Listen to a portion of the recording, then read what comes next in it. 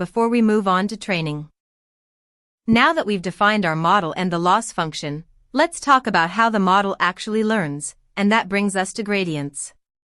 To improve the model's predictions, we want to minimize the loss, in our case, the mean squared error. The way we do that is by calculating the gradient of the loss with respect to each parameter, the weights and the bias. This tells us how much the loss would change if we adjusted one of those parameters just a little bit. Let's first define the prediction error for a single data point. That's simply the predicted value minus the actual value. So, for a data point I, the error is the predicted y for that point, minus the true y value. This error is what we want to reduce.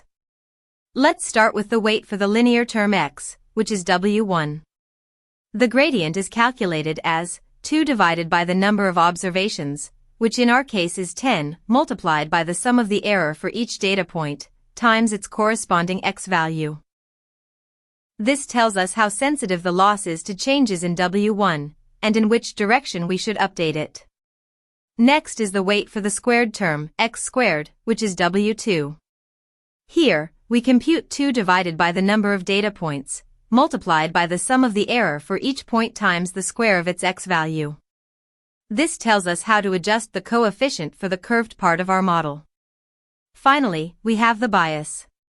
The gradient for the bias is 2 divided by the number of observations, multiplied by the sum of the errors across all data points. This helps shift the entire curve up or down to better fit the data. Once we have these gradients, we update each